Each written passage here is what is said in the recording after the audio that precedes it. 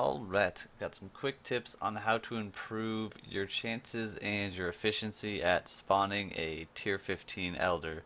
Now you can see I'm actually still missing my tier 15 Elder. It's pretty rare, it's a pretty big grind, but you need this as the final gate to unlocking the Uber Elder fight.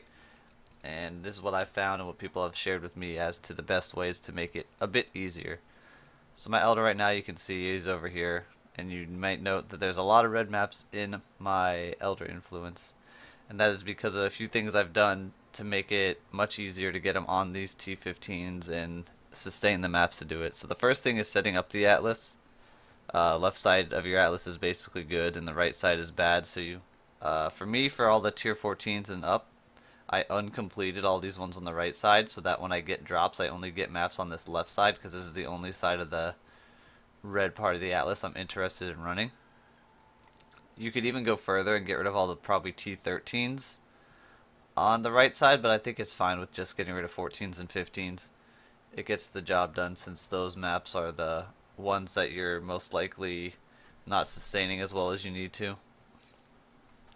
So once you've done that, you've got your atlas set up. Next thing you have to know is how to get Elder to show up when he is not on your atlas at all. It's pretty much just random when you start running maps. After you've killed an Elder, he'll randomly show back up. But one thing that you can determine is that whatever tier map you have run that causes him to reappear on your atlas, he will spawn inhabiting a map of that same tier. So a good strategy is tier 8 maps. You can see them highlighted. There is a lot of tier 8 maps up here on this top left side, and then some on this bottom left side as well, and not nearly as many on the right side. And since you want him on the left, you can run a bunch of tier 8s when you don't have any Elder influence, and it gives you way better chances of getting him to spawn on this left side where you want him. If he spawns over on the right, you just run the maps that he's on right away and push him off your atlas again and reset it.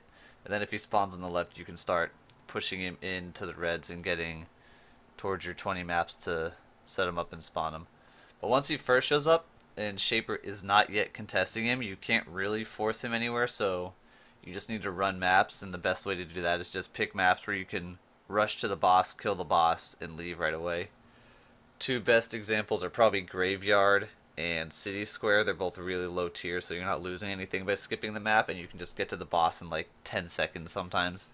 And you just run those until Elder spreads out a little bit, Shaper starts contesting him at spots like you see right there, and then you're going to want to push him in. And I've got two strategies for pushing him to spawn.